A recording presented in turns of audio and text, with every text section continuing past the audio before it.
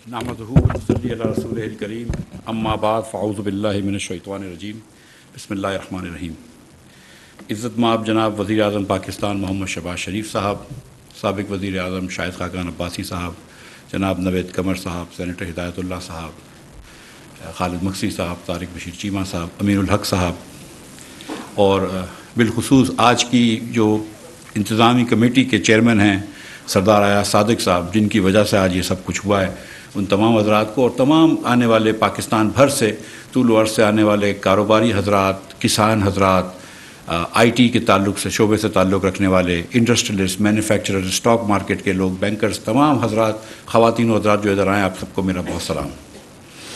मुझे खुशी हुई है कि वज़ीर आज़म साहब के इस इंस्ट्रक्शंस पे कि ना सिर्फ एक बिज़नेस कम्युनिटी से कंसल्टेशन करो, जो कि हमेशा होती है बजट के से पहले, और इनफॉर्मली नवेद कमर साहब ने, मैंने, आया सादिक साहब ने, खुरम दस्तगीर साहब ने, मुसद्दक मलिक ने अपने अपने शोबों के हिसाब से की है, और फार्मर से भी करते हैं जैसे तारिक बशीर चीमा साहब ने की है। लेकिन इस बार पहली मरतबा ऐसा हुआ है कि हम एफ रूफ में फार्मर्स को भी लेकर आए हैं, हम बिजनेसमैन को भी लेकर आए हैं, हम आईटी प्रोफेशनल्स को भी लेकर आएँ और सारे हुकूमत के अफसरान को भी लेकर आएँ, ताकि आपस में बैठ कर कंसल्टेशन करें। क्योंकि अगर मुल्क की मईशत इस वक्त एक मुश्किल घड़ी पे है तो हम सबको मिलकर इंशाअल्लाह ताला इसको आगे बढ़ना है।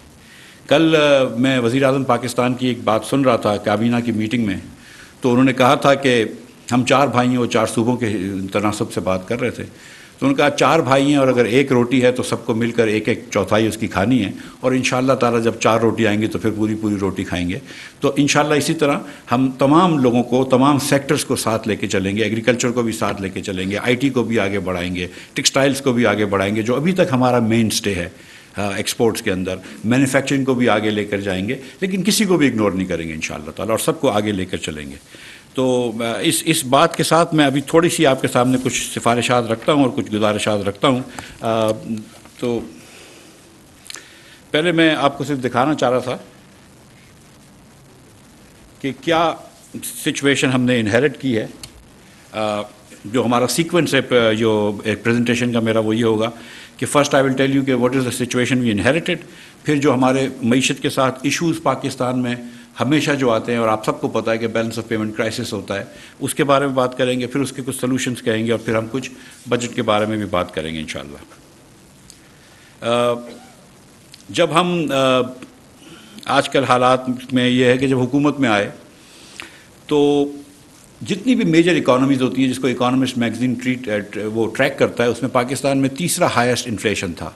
सबसे ज़्यादा अर्जेंटीना में था, नंबर 2 टर्की और number 3 Pakistan. So the third highest inflation amongst major economies of the world. इन पिछले 4 सालों में 20 मिलियन या 2 करोड़ लोग जो थे वो ख़त गुर्बत के नीचे चले गए, और वो इसलिए चले गए कि 6 लाख लोग जो थे आपके वो अनएम्प्लॉयड कर दिए गए। अब मैं इसमें आपको एक बात बता दूं कि पाकिस्तान में हर साल जो है वो 20 लाख लोग तकरीबन लेबर मार्केट ज्वाइन करते हैं, 18 से 20 लाख लोग लेबर मार्केट ज्वाइन करते हैं। तो जब आपकी 5 से 6% ग्रोथ होती है फिर तो शायद आप इतने लोगों को एब्जॉर्ब कर सकते हैं अपनी जॉब मार्केट के अंदर, एंड दैट डिपेंड्स ऑन कि कहाँ पे ग्रोथ हो रही है। अगर एग्रीकल्चर में ग्रोथ हो रही है बहुत तेज़ी से, और क्योंकि एग्रीकल्चर ज़्यादा लेबर इंटेंसिव है तो हम ज़्यादा लोग एब्जॉर्व कर सकते हैं। अगर मैन्युफैक्चरिंग में ग्रोथ हो रही है जो शायद इतनी लेबर इंटेंसिव नहीं है तो फिर कम लोग हो सकते हैं, लेकिन आपको तकरीबन 6% ग्रोथ चाहिए अगर आपको पाकिस्तान के सारे नए आने वाले एंट्रेंट्स जॉब मार्केट में आप एब्जॉर्व करें। क्योंकि ये ग्रोथ नहीं हुई, हम नेगेटिव ग्रोथ में गए पहली मरतबा पाकिस्तान की तारीख़ में 1952 के बाद शायद, या पिछले 50 सालों में। तो इसकी वजह से पाकिस्तान में अनएम्प्लॉयमेंट बढ़ गई। जब अनएम्प्लॉयमेंट बढ़ती है और आपका इन्फ्लेशन इतना ज़्यादा होता है तो ऑब्वियसली पावर्टी भी बढ़ गई। हमारी डेट इंक्रीज़ हो गई बहुत सारी। अब देखें इस साल हम जब हम आए थे तो मेरे वज़ीर बनने से 1-2 दिन पहले जो मुझे प्रेजेंटेशन दी गई थी, शहबाज साहब ने भी हलफ उठाया था उसके दूसरे दिन जब मैंने प्रेजेंटेशन ली थी, तो 5600 अरब रुपए का पाकिस्तान के अंदर डेफिसिट हमारा प्रेडिक्टेड था, और हम पूरी कोशिश कर रहे हैं कि इसको थोड़ा सा कम करके हम इंशाल्लाह 52-5300 अरब पे लेकर आएंगे। But is unprecedented. मतलब ऐसे ही मैं आपको बता रहा हूँ कि मुस्लिम लीग नून के जो 5 साल थे, और मैं ज़्यादा वो नहीं करना चाह रहा हूँ सियासी कंपैरिजन, लेकिन 5 साल में जो हमारे एवरेज डेफिसिट थे वो 1650 अरब रुपए के थे। 1650 अरब रुपए का पर ईयर डेफिसिट हमारा होता था। सिर्फ इस साल जो है वो 5600 अरब रुपए का है, जो तकरीबन 3.5 साल के बराबर हमारे डेफिसिट्स के था। आप पहली 2017-18 में हम छोड़ के गए थे जिसमें 6.5% डेफिसिट था, और अगले साल पीटीआई की हुकूमत में जो डेफिसिट आया है वो आया, अगले साल जो पीटीआई की हुकूमत में डेफिसिट आया वो 9.1% जीडीपी का आया। तो मतलब बहुत ज़्यादा डेफिसिट आ गए, 6.5 से बढ़ के 9.1%। अगले साल उसके 7.1 आया, फिर 8.1 आया, और अभी फिर ये डेफिसिट इतना हाई आया 5600 अरब रुपए का। और जो सितम ज़रीफ़ी की इसमें बात है, जो बहुत अजीब सी बात है, वो ये कि फरवरी के अंदर, दिसंबर का ये एक माहिदा था, और जो फरवरी में साइन हुआ IMF से पीटीआई की हुकूमत का, उसमें ये कहा गया कि हम प्राइमरी डेफिसिट 25 अरब रुपए का करेंगे। प्राइमरी डेफिसिट, जो कि deficit minus the debt servicing निकालें तो 25 अरब की होती है। तो उन्होंने ये कहा था कि हम 25 अरब का डेफिसिट करेंगे, लेकिन जब हम आए तो मुझे बताया गया कि जो एक्सपेक्टेशन है वो 1332 अरब रुपए की है। सो कहाँ 25 अरब रुपए का deficit which is basically a balance budget, और कहाँ 1332 अरब रुपए का सिर्फ primary deficit. So this is out by 5400%। ये 5400% से आउट हो गए थे। ये आप देख सकते हैं कि ये इन डेफिसिट्स की वजह से डेट बढ़ गई। अब कितनी डेट बढ़ गई? एवरेज डेट जो है 4.25 साल में पीटीआई ने जो ली है वो 5177 अरब की ली है, जबकि मुस्लिम लीग नून ने 2132 अरब की ली थी। इस 2132 अरब की जो हमने डेट ली थी, और वो भी डेट काफ़ी है, उसके अंदर हमने बिक्की बलोकी हवेली के अंदर पावर प्लांट्स लगाए, 2 आपके टर्मिनल लगाए LNG के, हमने साहिवाल में पावर प्लांट लगाया, हमने हब में इधर पोर्ट पासिंग पर पावर प्लांट लगाया। तो कई पाकिस्तान के अंदर इंफ्रास्ट्रक्चर डेवलपमेंट हुए। 1700 मेगावाट हमने अल्लाह ताला की मेहरबानी से मोटरवेज लगाए, गवादर के अंदर पूरे चीज़ें बनवाई। तो काफ़ी उसके अंदर इंफ्रास्ट्रक्चर डेवलपमेंट किया था। और यहाँ पर जो है वो 20,000 अरब रुपया लोन लिया गया। अब मैं आपको कंपैरिजन दिखाता हूँ कि पाकिस्तान के पहले वज़ीर आज़म लियाकत अली ख़ान थे, और पहले साल बाय द वे बजट जो था वो सरप्लस में था। मैं ख्याल था शायद उसी साल बजट सरप्लस में था, लेकिन लियाकत अली ख़ान जिस साल वज़ीर आज़म थे पाकिस्तान में 47-48 में, वो बजट सरप्लस पे था। लियाकत अली ख़ान से लेकर शाहिद अब्बासी साहब ये बैठे हैं, उसके बाद नासिरुल मुल्क साहब वज़ीर आज़म बने, जितने वज़राए आज़म आए, 18-19 वज़राए आज़म आए, उन सब ने मिलाकर जो डेट लिया था, इसमें फ़ौजी डिक्टेटर्स भी शामिल हैं, जनरल ज़िया भी शामिल हैं, इसके अंदर मुशर्रफ साहब भी शामिल हैं, इसमें अयूब खान साहब भी शामिल हैं। जितने जो रूलर्स थे पाकिस्तान में, सब ने 71 सालों में जो लोन लिया वो 24,952.9 अरब रुपए का था। 25,000 अरब रुपए कह दीजिए। सिर्फ 4.25 साल में इमरान खान ने 20,000 अरब रुपए का लोन लिया है, which is 80% of all loans taken by the entire government of Pakistan in the previous 71 years. What is the result? Result ये कि जिस साल में आखिरी साल मुस्लिम लीग के जब मैं वज़ीर ख़जाना था, तो 1499 अरब रुपए हमारी डेट सर्विसिंग पेमेंट थी। इस साल 3200-3300 अरब रुपए करी, और अगले साल हम एक्सपेक्ट कर रहे हैं कि 3900 हमने बजट में रखा है, 3900 अरब रुपया डेट सर्विसिंग का। ये डेट सर्विसिंग बढ़ गई है 3900 अरब रुपया। So the more you borrow the more you have to pay. So ये बात भी आपके सामने करनी थी। आज हम जब छोड़ के गए थे मई के अंदर, तो 1062 अरब रुपया सर्कुलर डेट थी, उसके बाद 1100 कुछ हो गई थी जून के अंदर। आज 2500 अरब रुपए से ज़्यादा है सर्कुलर डेट, पावर सेक्टर की सर्कुलर डेट। हम जब गैस छोड़ के गए थे तो गैस सेक्टर की सर्कुलर डेट नहीं थी, आज वो 1500 अरब रुपए से ज़्यादा है। सो पाकिस्तान के अंदर काफ़ी हमको मसाइल मिले हैं। मैं आपको सिर्फ एक ये चीज़ आपके पेश नज़र करना चाहता हूँ, क्योंकि हमारे बहुत सारे बिजनेसमैन यहाँ पे आए हुए हैं और सही सताए हुए हैं। आपको हम कभी एनर्जी के अंदर नहीं मिलती, कभी गैस नहीं मिलती, कभी पावर नहीं मिलता। और मैं अभी ज़ुबैर मोतीवाला साहब से बात कर रहा था, मैं कह रहा था, और मैं उस दिन लाहौर भी गया था, तो अली परवेज़ साहब ने काफ़ी अपने एप्टमा के दोस्त जमा कराए थे, गौर एजाज साहब थे, रेहान साहब थे, दीगर थे, कि one of the things we want to assure, and prime minister बात करेंगे, is supply of gas and power to you इंशाल्लाह। तो पावर सेक्टर में इस साल हुकूमत पाकिस्तान ने 1072 अरब रुपया सब्सिडी दी है, 1072 अरब रुपये। और मेरे ख्याल से कल मेरे पास एक और वो आएगी समरी, तो शायद 1100 अरब रुपए की सब्सिडी हो जाएगी इस साल पावर सेक्टर के अंदर। ठीक है, 1100 अरब रुपए हुकूमत पाकिस्तान ने दिए। इसके अलावा 500 अरब रुपए सर्कुलर डेट में गए होंगे या गए हैं। तो 1600 अरब रुपए की पावर सेक्टर की लॉसेस थी। 100 अरब यूनिट देते हैं पावर सेक्टर वाले सिर्फ कंज्यूमर्स को, तो 16 रुपए तो नुकसान कर रहे हैं। और इससे आपसे 16 रुपए ले रहे हैं वो और बात है, आपसे इस वक्त 10 रुपए ले रहे हैं, तो 26 रुपए का तो यूनिट बेच रहे हैं एवरेज पे, जिसमें 16 रुपए हुकूमत पाकिस्तान भर रही है। इसका मतलब आप ही दे रहे हैं ना, मेरे पास तो कहीं और से पैसे नहीं आते, आपसे ही लेके आते हैं पैसे। सो 1600 अरब रुपया is the loss to the power sector. So this power sector, unless we reform this and unless we bring good governance in this, this power sector will be an albatross around our neck. That really will be. Petroleum sector में हमने 81 अरब रुपया subsidy दी है, जो कि बहुत कम लग रही है कंपैरिजन, और इधर भी 400 अरब रुपए की सर्कुलर डेट इस साल बढ़ गई है। SNGPL इस वक्त जो है वो 200 अरब रुपए का नुकसान हो चुका है, नुकसान कर चुकी है पिछली 2 सर्दियों में। और PSO जो है it is now owed over 500 billion rupees. So gas sector का सर्कुलर डेट जो है वो भी 1500 अरब रुपया हो गया है। नाउ आज भी रुपया के ऊपर थोड़ी सी प्रेशर था, डॉलर थोड़ा बढ़ा है, डॉलर इंटरनेशनली बढ़ा है लेकिन रुपये के ऊपर खास तौर पर बढ़ा है। So I want to tell you this and then I want to also tell you कि what are we doing about this.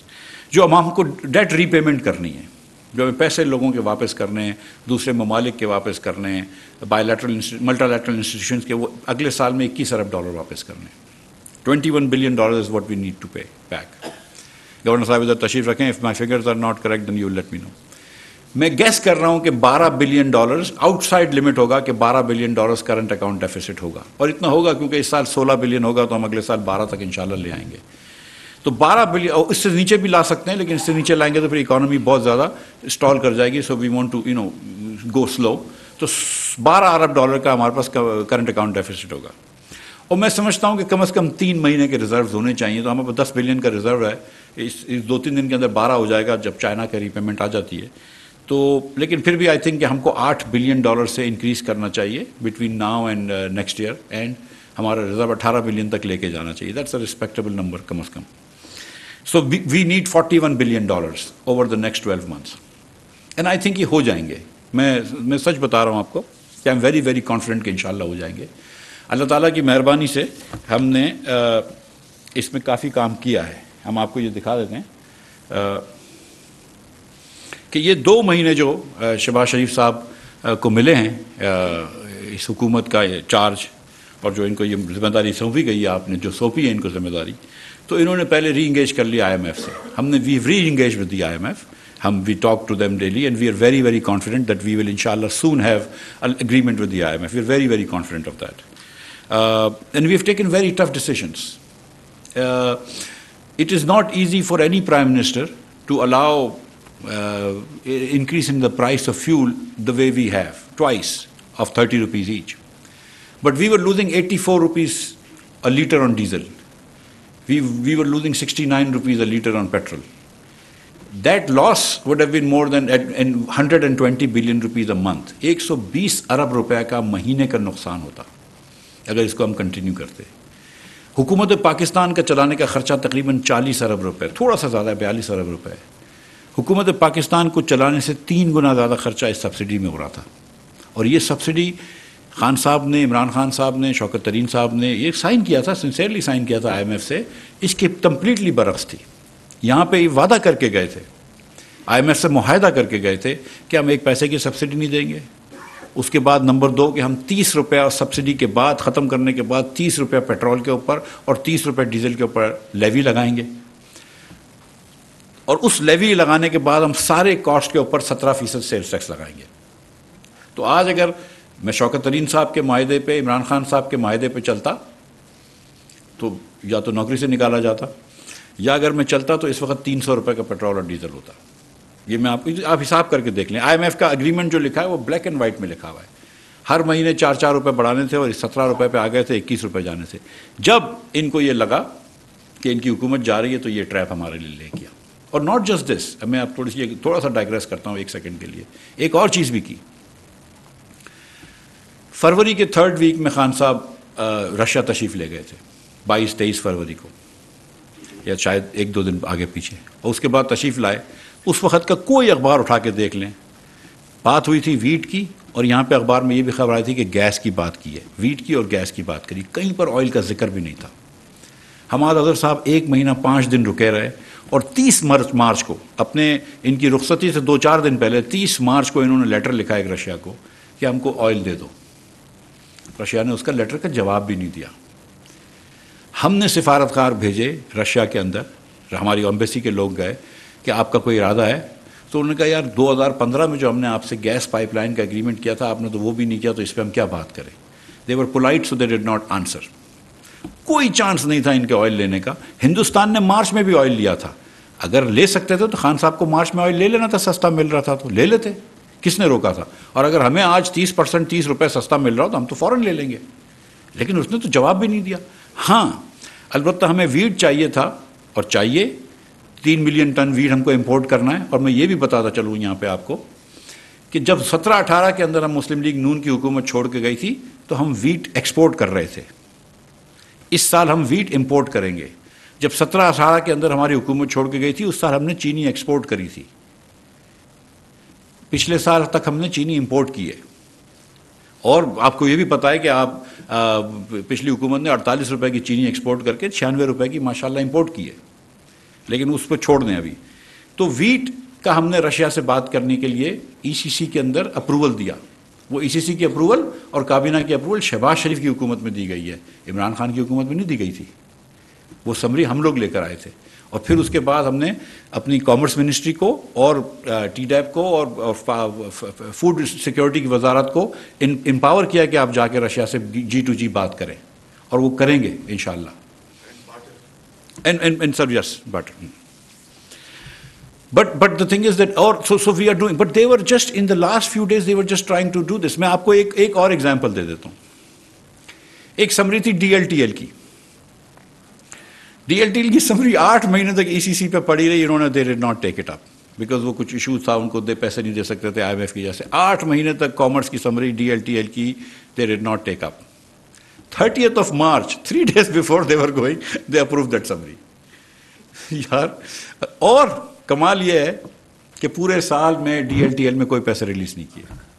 तो आज शहबाज शरीफ साहब शायद आपको बताएं कि इनकी हुकूमत DLTL रिलीज करेगी या नहीं करेगी, लेकिन इन्होंने कभी नहीं की।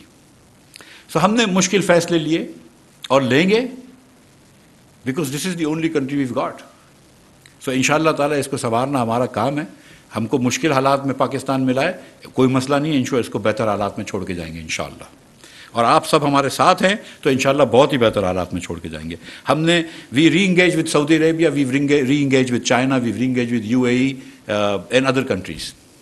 शहबाज साहब ने, जब मैं आपको सच बताऊं, जब बिलावल भुट्टो साहब गए उनके फॉरेन मिनिस्टर से मिले, फिर बिलावल शहबाज साहब ने बात की चीन के वज़ीर आज़म से, प्रीमियर ली से, तो मार्च 25 को एक चाइना ने विड्रॉ कर लिया था अपना $2.4 बिलियन का लोन, 15 बिलियन यन का लोन।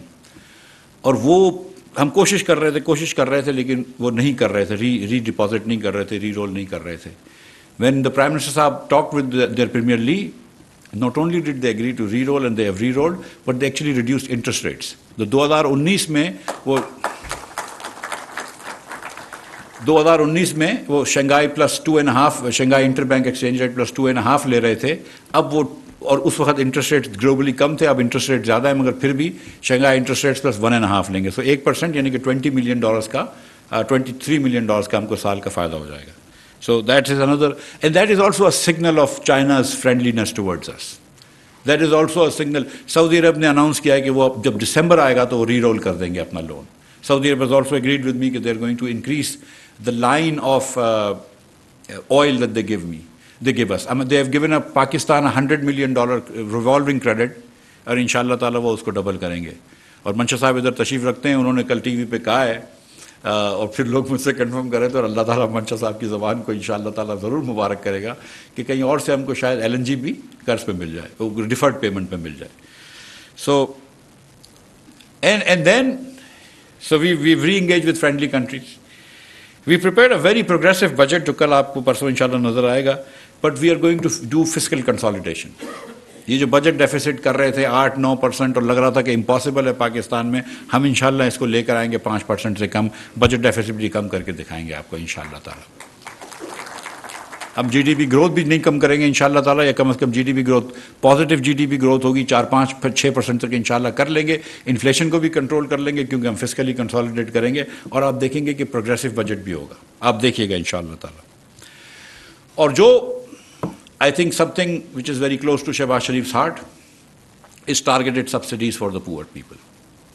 शहबाज साहब, मैं आपको सीरियसली बता रहा हूँ कि शहबाज साहब से जब मैंने कहा कि सर पेट्रोल की प्राइस बढ़ानी, उन्होंने कहा मैं नहीं बढ़ाने दूंगा। मैं कहा सर बढ़ानी बहुत ज़रूरी है। तो उन्होंने कहा अच्छा तुम गरीब लोगों को पहले कंपनसेट करोगे तो फिर बढ़ाएंगे। So we come up with a plan and I said sir 1 महीने के लिए कर देते हैं। सीरियसली 1 महीने के लिए करनी, पूरे साल के लिए करोगे। और अल्लाह ताला की मेहरबानी से 7.3 मिलियन बिस्प के रेसिपिएंट्स हैं। हम अल्लाह ताला की मेहरबानी से 14 मिलियन पाकिस्तानियों को, which is 1/3 of Pakistani, 8.5 crore पाकिस्तानियों को हर महीने स्टाइपेंड देंगे इंशाल्लाह अगले पूरे साल के अंदर। 2,000 रुपये per month. This is targeted subsidies to the poorest of the poor. और हमने एक नया नंबर निकाला है, telephone number 786। We don't need people to call but we need people, जो भी हमारे बहनें मैसेज करना चाहती हैं उस पर मैसेज करें अपना शनाख्ती कार्ड नंबर। 40,000 रुपये से आमदन जिस भी हमारी बहन की कम है तो उसको हम फ़ौरन दे देंगे। और पहले ये सजेशन आया था कि मोटरसाइकिल ओनर्स को दे दें, फिर उसके बाद हमने ये सोचा कि बहुत सारे डोमेस्टिक वर्कर्स होते हैं, दूसरे लोग होते हैं जिनके पास गाड़ी भी नहीं होती है, मोटरसाइकिल भी नहीं होती है, माफ़ कीजिएगा। तो उस सर्कमस्टांस के अंदर ये बेस्ट है कि हम सिर्फ गरीब लोगों को दें। तो हमने ये कहा कि 40,000 से कम आमदन के तमाम लोग जो हमको अप्लाई करेंगे हम उनको देंगे, और इनको इस महीने रजिस्टर कर लेंगे। जो बिस्प में नहीं भी होंगे उनको हम सारा साल इंशाल्लाह देते रहेंगे। तो बिस्प के रेसिपिएंट्स को भी पैसे मिल रहे होंगे, और जो नॉन बिस्प रेसिपिएंट्स हैं लेकिन गरीब हैं उनको भी अल्लाह की मेहरबानी से अगले पूरे साल पैसा देंगे इंशाल्लाह। और we have accounted for that in the budget. I see 3 or 4 people sitting in the third row who own planes. आपको थोड़ा पेट्रोल महंगा हो जाएगा, but the rest of you will be okay.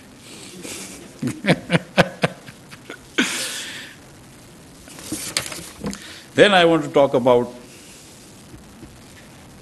issues with our economy. और ये आप सब जानते हैं। हमारे यहाँ ये होता है कि ग्रोथ हमको लाना मुश्किल नहीं होती। पाकिस्तान में अल्लाह की मेहरबानी से 2.5% पॉपुलेशन बढ़ती है। Because population increases by 2.5%, we very quickly get growth. 4-5% growth lena is not that difficult, really is not.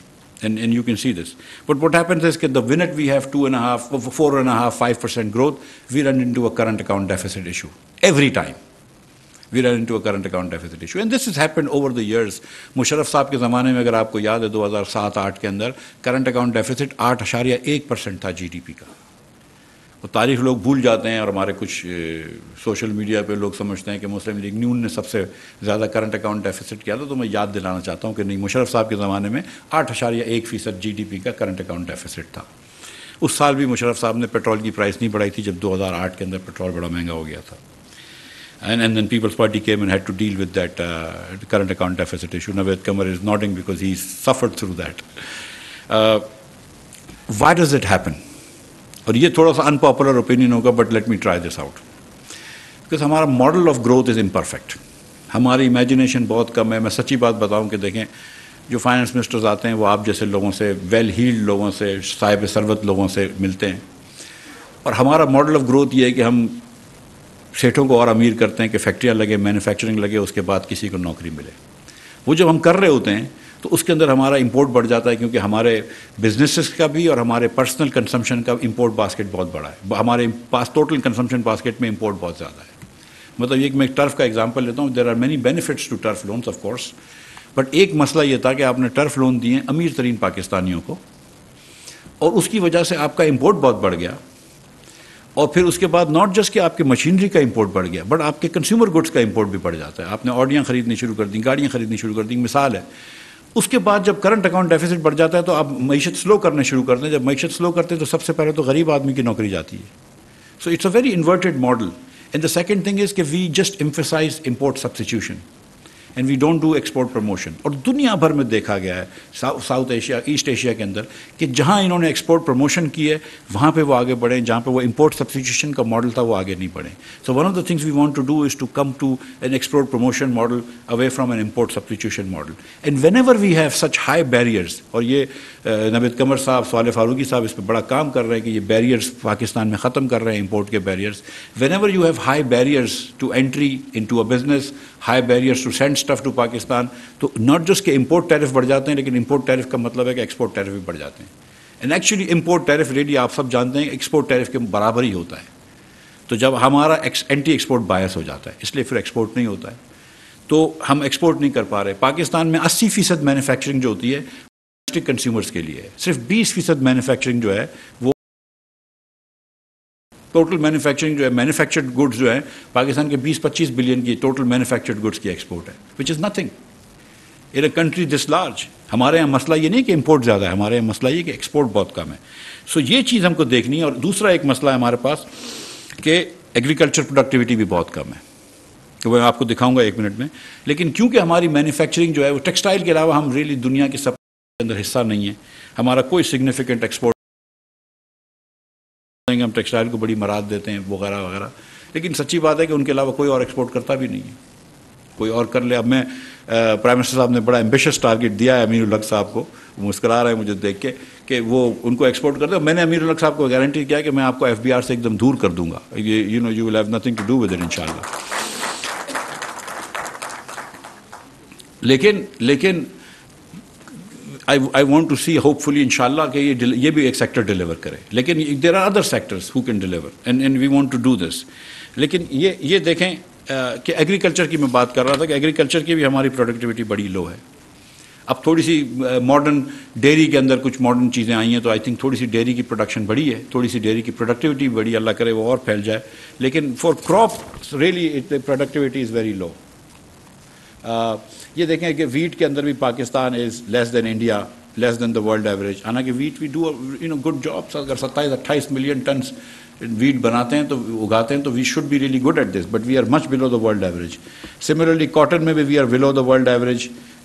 in rice we are below Bangladesh, India, world average, and obviously look at the best in class, look at China in all three, हम कितना पीछे हैं। और ये similar table लिया हुआ है, तो ये सिमिलर नंबर्स हैं, मतलब ये तो पाकिस्तान देखें कॉर्न के अंदर अच्छा है, और इसकी एक वजह यह है कि कुछ कॉर्न के अंदर बाहर की कंपनियां ADM की वो रफान वगैरह जो थी वो लेके आती थी सीड्स और ख़रीदती थी, तो उसमें कॉर्न में हम थोड़े अच्छे हैं, लेकिन फिर भी हम वर्ल्ड एवरेज के पीछे हैं।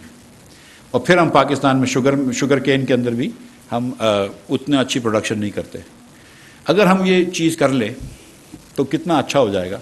मतलब आप ये देखें कि पाकिस्तान के अंदर हम 4 मिलियन टन्स, तकरीबन 3.5 मिलियन टन्स ऑयल इंपोर्ट करते हैं, पाम ऑयल इंपोर्ट करते हैं, सोयाबीन ऑयल इंपोर्ट करते हैं, कॉर्न ऑयल इंपोर्ट करते हैं, but mostly palm oil import करते हैं। ज़्यादातर इंडोनेशिया से होता है, कुछ मलेशिया से होता है। आजकल उसकी प्राइस $1800 पर टन हो गई है। वी टॉकिंग अबाउट $7 बिलियन की इंपोर्ट नेक्स्ट ईयर। इस साल 4 बिलियन की हुई। अगर ये प्राइस मेंटेन रहती है, और अल्लाह करेगा नहीं हो मेंटेन ये प्राइस, मगर ये प्राइस मेंटेन होगी तो 7 बिलियन टन का खुर्दनी तेल हमको मंगवाना पड़ेगा। We can't afford this. So the agriculture is sitting here, Khokhar साहब बैठे हुए हैं, तारपुर साहब बैठे हुए हैं, दीगर लोग बैठे हुए हैं। You have to tell us how to solve this issue. We need wheat, लेकिन वी नीड सम सब्स्टिट्यूशन, और कहीं ना कहीं हमको ऑयल सीड्स का भी काम करना है। हमको बताएं क्या कर सकते हैं। हुकूमत जो भी इन्वेस्टमेंट करेगी, नॉट सब्सिडी, सब्सिडी तो ठीक है हम देते हैं, हम इन्वेस्टमेंट समझ के फार्मर्स को पैसे देंगे इंशाअल्लाह ताला, और हमको बताएं कि क्या कर सकते हैं। हम आपके साथ मिलकर काम करेंगे, अभी भी करेंगे, बजट से पहले, बजट के बाद, और सीड्स के ऊपर काम करेंगे। शहबाज शरीफ साहब के ये भी दिल के करीब है, और is very interested in seeds. He knows unfortunately a lot about this, and I say unfortunately because if the prime minister knows more than you about stuff, it's very difficult to make a presentation to him. So agri productivity is one thing which I think is very, very important for Pakistan. Second is obviously to enhance exports. आप के पास अगर 8 billion का हम इस साल agriculture import कर चुके हैं, हम 2 बिलियन का कॉटन इंपोर्ट कर चुके हैं, शायद अगले साल भी करना पड़े, हम $600 मिलियन का वीट लास्ट ईयर इंपोर्ट करा था, इस साल शायद 1.5 बिलियन का वीट इंपोर्ट करना पड़ेगा। हमें खुर्दनी तेल लाइक एसेट अगर 7 बिलियन का नहीं होगा तो 5 बिलियन का तो करना ही होगा खुर्दनी तेल इंपोर्ट। हमको इतना जब इंपोर्ट करना होता है तो उसके सामने मुझे एक्सपोर्ट चाहिए। और मेरे पास मैं नाम भी ले लेता हूँ, कोको कोला से आए थे तो कह रहे थे कि मिस्टर साहब टैक्स नहीं बढ़ाइएगा। मैं टैक्स ना सिर्फ नहीं बढ़ाऊंगा बल्कि कम कर दूंगा, लेकिन आप मुझे बताओ कि कहीं से कुछ एक्सपोर्ट तो कर दो। आप इतने अरसे से पाकिस्तान में काम कर रहे हैं, 50-60 साल से, एक पैसे का एक्सपोर्ट तो दो। सिमिलरली मेरे पास टोयोटा वाले आए थे, मैं कहा आपका भी टैक्स नहीं बढ़ाऊंगा, कम कर दूंगा, but sit with the industry and give me a plan of how you can export. एक स्पेयर पार्ट का कोई पार्ट तो कर दें। यहाँ पे आज भी बैठे हुए हैं 2 बड़े सक्सेसफुल कार, या शायद 2 से ज़्यादा ही बैठे होंगे, लेकिन 2 तो मुझे नज़र आ रहे हैं, नई गाड़ी बनाने वाले प्लांट्स के ओनर्स। वो गाड़ियाँ एक्सपोर्ट कर ले, पार्ट्स एक्सपोर्ट कर ले, लेकिन कहीं एक्सपोर्ट तो करके दें। अगर आप 2 बिलियन से ज़्यादा का मोबाइल फ़ोन इंपोर्ट करते हैं पाकिस्तान विद नो एक्सपोर्ट्स, या 4 बिलियन की 3 बिलियन की गाड़ियाँ इंपोर्ट करते हैं विद नो एक्सपोर्ट्स, तो मैं कहाँ से पैसे लेकर आऊँगा? आप मतलब ये आप खुद समझते हैं ये। So we are going to encourage you to export and then within agri yields बेहतर करेंगे। हमको ऑयल सीड्स चाहिए, कॉटन चाहिए। हम इंशाल्लाह कोशिश करेंगे कि बलूचिस्तान में, चोलिस्तान में, जहाँ पे रेगिस्तान की जगह है, वहाँ पे हम या तो पॉन्ड्स बनाएं, फ्लड वाटर्स जमा करें, या ख़ास तौर पर हम अगर उस पे चले जाएं ड्रिप इरिगेशन पे तो कुछ पानी जमा करके उधर दे सकते हैं। नए फार्म लैंड करें पैदा। हम डेयरी फार्मिंग करेंगे, ख़ास तौर पर माउंटेनस टेरेन में, केपी जैसी जगहों पर। एनहांस एक्सपोर्ट करने के लिए हम आपको पहले तो ये करेंगे इंशाल्लाह, और नवीद कमर साहब भी बात करेंगे कि रीजनली कंपैरेटिव एनर्जी की देंगे आपको एक्सपोर्ट्स के लिए। आपको बांग्लादेश, हिंदुस्तान, श्रीलंका से compete करेंगे, हम महंगा नहीं देंगे आपको इंशाल्लाह। हमको export voucher scheme Shahbaz Sharif साहब को बहुत पसंद है, तो वो कुछ ना कुछ उसकी बात करेंगे। मैं और नवीद कमर साहब कोई ना कोई स्कीम आपकी ऐसी अच्छी कर देंगे इंशाल्लाह ताला कि आपको अगले साल एक्सपोर्ट करेंगे। मैं आपको एक सीधी खुले की बात करता हूँ कि ये इस साल जो एक्सपोर्ट PTI ने किया, उससे पहले हाईएस्ट एक्सपोर्ट पाकिस्तान में पीपल्स पार्टी के ज़माने में शायद 2011 में हुआ था, और उसी साल या उसके एक साल बाद पाकिस्तान का हाईएस्ट FDI भी आया था $5 बिलियन का। मुस्लिम लीग नून के ज़माने में इतना एक्सपोर्ट नहीं बढ़ा। आई विल ऑल्सो से कि 2013-14 के अंदर एक इंटरनेशनल रिसेशन भी आया था, वर्ल्ड एक्सपोर्ट भी नीचे हुआ था, बहुत सारे मसाइल हुए थे, बट नॉनदलेस हमारा एक्सपोर्ट इतना नहीं बढ़ा था। हम जहाँ पे आए थे वहीं पे छोड़ के गए थे। तो एक हमारे ऊपर भी वो लगा हुआ है, this is a destiny I guess we have कि date with destiny I suppose, कि हम एक्सपोर्ट भी बढ़ा के जाएंगे। और इस बार तो हमारे साथ पीपल्स पार्टी वाले हैं जिनको एक्सपोर्ट करने आता है, तो इंशाल्लाह इस साल एक्सपोर्ट भी बढ़ा कर जाएंगे और 20% इंशाल्लाह रेस देकर जाएंगे। तो जो भी आपको हम मराद देनी होगी हम देंगे, आपको जो एनर्जी देनी होगी हम देंगे। We will try to diversify export, we will try to diversify our markets, और फिर वैल्यू एडिशन की बात करेंगे। आखिर में मैं आपको ये बताना चाह रहा हूँ कि one of the things that Shahbaz Sharif साहब is talking about is improving economic governance. We want to subsidize farmers, not fertilizer companies. And we will come up with a foolproof method to subsidize farmers. किसी को खाद महंगी ₹1 भी नहीं मिलेगी, लेकिन farmers को सब्सिडी मिलेगी। We want to do effective management of gas and power sector circular debt. ये पाकिस्तान को ले डूबेगा अगर गैस सेक्टर और पावर सेक्टर को आप कंट्रोल नहीं करेंगे तो। इस किस्म के नुकसानात कोई हुकूमत बर्दाश्त नहीं कर सकती है, certainly not our government. And we have to think of some out of the box a way of supplying gas to Pakistan and to domestic consumers but also to industrial consumers. And finally, वो एक ज़माने में Shahbaz speed कहते थे, Punjab speed कहते थे, अब उसको हम पाकिस्तान स्पीड कहते हैं। तो हम उस पाकिस्तान स्पीड पे इंशाल्लाह कोशिश करेंगे कि हम नई प्राइवेटाइजेशन करके जाएं, कुछ प्राइवेटाइजेशन करें। मैं अब भी ये समझता हूँ कि the only solution of UFG कम करना है। अगर जैसे सुई गैस में इस वक्त मेरे ख्याल से 20% हो गया है UFG अनअकाउंटेड फॉर गैस, अगर आपको ट्रांसमिशन डिस्ट्रीब्यूशन लॉसेस कम करने 20% हो गए तो प्राइवेटाइज कर दो। किसी के पैसे लगे होंगे तो खुद ब खुद वो ही विल फाइंड अ सोल्यूशन और she will find a solution to reduce this things. So we will इंशाल्लाह ताला प्रिपेयर दीज कंपनीज। हमारे पास बहुत सारी कंपनियां, अगर आप लोगों का साथ रहेगा, गलत एक्यूजेशंस नहीं होंगी, तो इंशाल्लाह ताला हम प्राइवेटाइजेशन की तरफ भी बढ़ेंगे। So this is our plan: economic growth, inclusive economic growth, exports and agriculture productivity. ये प्लान इंशाल्लाह होगा। बजट में भी आप देखेंगे, आपकी तजावीज़ भी लेंगे और उसको भी डालेंगे इंशाल्लाह ताला। और यही शहबाज शरीफ साहब का इंस्ट्रक्शंस है मुझे, यही इनका विजन है, और इंशाल्लाह ताला इस पर हम अमल करेंगे। Thank you very much.